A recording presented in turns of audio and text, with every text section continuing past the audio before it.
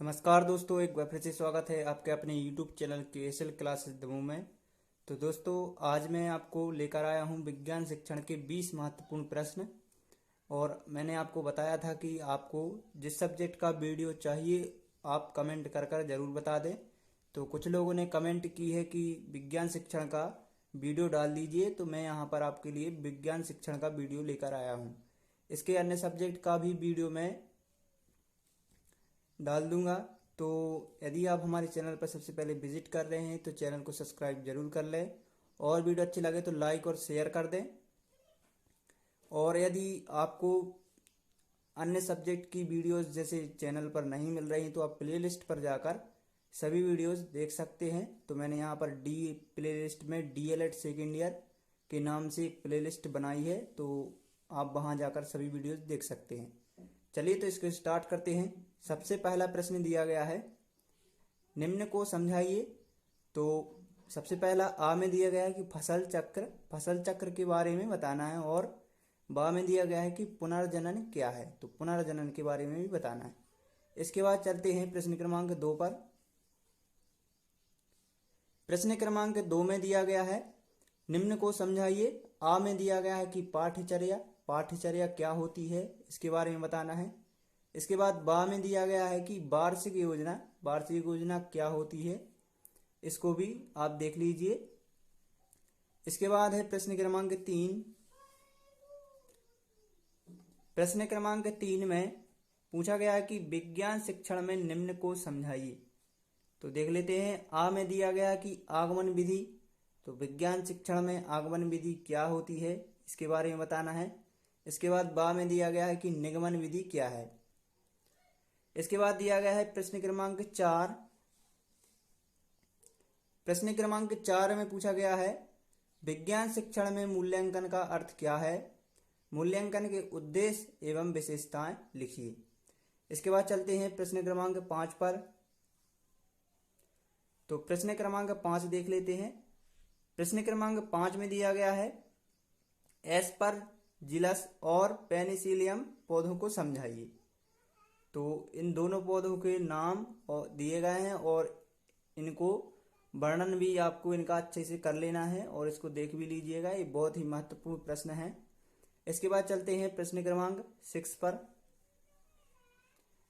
प्रश्न 6 में दिया गया है, पवन चक्की से क्या आशा है और इसके उपयोग लिखिए। तो पवन चक्की का अर्थ बताना है और इसके उपयोग भी बताना है। इसके बाद है प्रश्न क्रमांक 7। प्रश्न 7 में दिया गया है, विज्ञान का तकनीकी क्षेत्र में योगदान को समझाइए। इसके बाद चलते हैं नेक्स्ट प्रश्न पर। प्रश्न 8 में पूछा गया है, ह्यूरिस्टिक विधि क्या है, इसकी विशेषताएं लिखिए। तो ह्यूरिस्टिक विधि को बताना है और इसकी विशेषताओं को भी बताना है। इसके बाद है प्रश्न क्रमांक 9। तो प्रश्न 9 में देख लेते हैं क्या दिया गया है।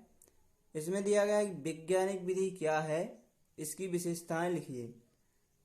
वैज्ञानिक विधि का प्रश्न प्रीवियस ईयर में पूछा जा चुका है, ह्यूरिस्टिक विधि का भी पूछा जा चुका है, तो इनको अच्छे से कवर कर लेना है। इसके बाद है प्रश्न क्रमांक 10। तो प्रश्न 10 में पूछा गया है, विज्ञान शिक्षण में फीडबैक को संक्षिप्त समझाइए। तो फीडबैक के बारे में यहाँ पर दिया गया है। इसके बाद है प्रश्न 11। प्रश्न 11 में दिया गया है कि विज्ञान मेला क्या है, इसकी विशेषताओं को लिखिए। इसके बाद चलते हैं प्रश्न 12 पर।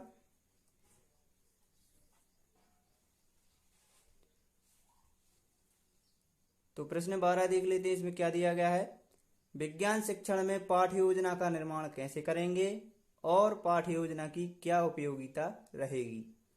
तो विज्ञान शिक्षण में पाठ्य योजना बहुत ही महत्वपूर्ण है। तो हर विषय में आप देख सकते हैं, तो DLED में पाठ्य योजना का बहुत ही अधिक महत्व है, और आप पाठ्य योजना हर विषय की कंप्लीट करके जाइएगा, तो पाठ्य योजना से एक में एक क्वेश्चन आएगा ही। 13 में दिया गया है कि संचारण क्या है, उदाहरणों को संक्षिप्त समझाइए। तो संचारण के बारे में बताना है। इसके बाद चलते हैं प्रश्न क्रमांक 14 पर। तो प्रश्न 14 में दिया गया कि जॉन डीवी के अनुसार वैज्ञानिक विधि के पदों को विस्तार से समझाइए। तो वैज्ञानिक विधि के पदों को यहाँ पर विस्तार से बताना है। इसके बाद चलते हैं प्रश्न क्रमांक 15 पर।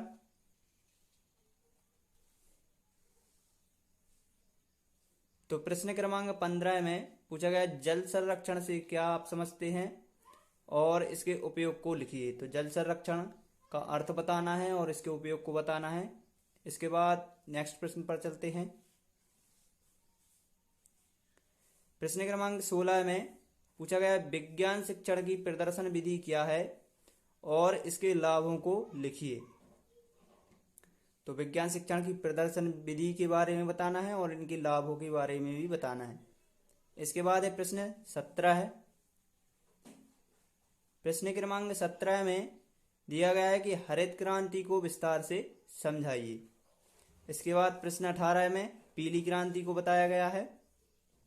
इसके बाद प्रश्न क्रमांक 19 देख लेते हैं।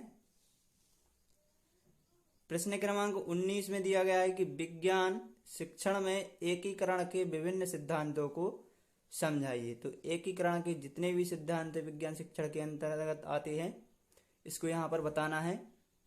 इसके बाद लास्ट क्वेश्चन देख लेते हैं प्रश्न क्रमांक 20।